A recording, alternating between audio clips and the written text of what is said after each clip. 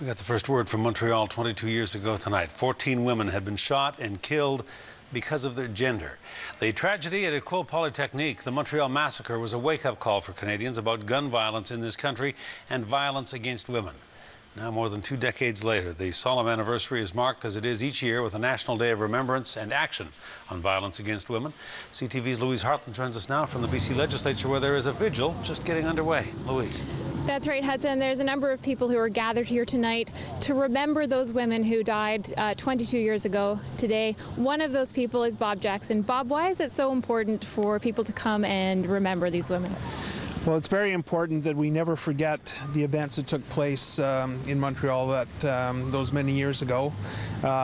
This issue is about, it's not just a women's issue, this is everyone's issue. And we need to remember what took place and never forget, and do everything that we can to eliminate violence in all forms. And how long will you be here this evening? We'll be doing the vigil, and there'll be a number of speakers, and we'll be continuing the gathering for probably about another half an hour. Thanks so much, Bob. Thanks. So, Hudson, this is just one of many ceremonies that was held across the country today. One by one, a candle is lit in remembrance and in hope. 22 years after these women were gunned down inside their Montreal school, they are not forgotten.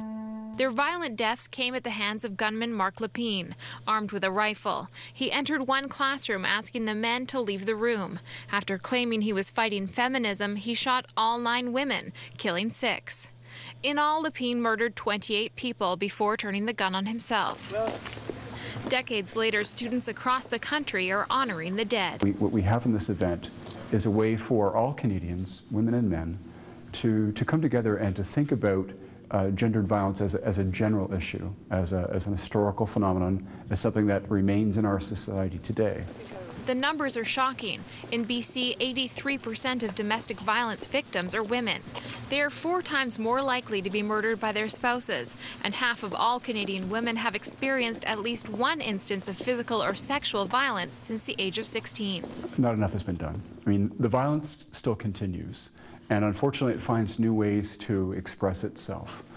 This issue has come to the fore even very recently with the repeal of the gun registry legislation, which was inspired, in fact, by the events of December 6, 1989. Hundreds of women gathered on Parliament Hill, marking the grim anniversary with anger against the Harper government over the decision to abolish the long gun registry.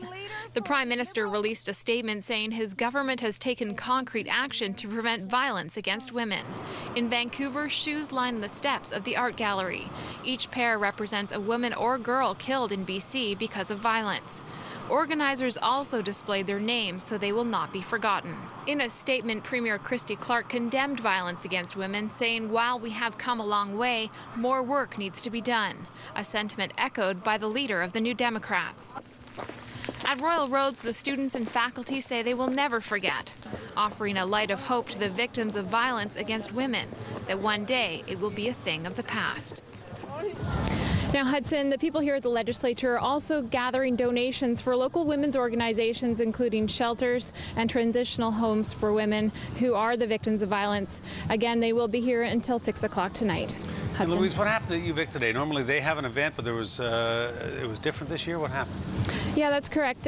For the first time in 19 years, the university did not hold a vigil for students to kind of be part of a ceremony to remember the massacre in Montreal. And the Student Society says it was disappointed that event was canceled. However, the university says that it did let them know a year ago that they were planning on going a different route. 2 ceremonies were held last week to kind of remember these victims, but not in remembrance of the victims, but as a remembrance of the issue, so violence against women. And the university says, of course, it will consult with students to see how they'll move on with this event in the future. All right, Louise Hartland at the legislature. Louise, thanks. You're welcome.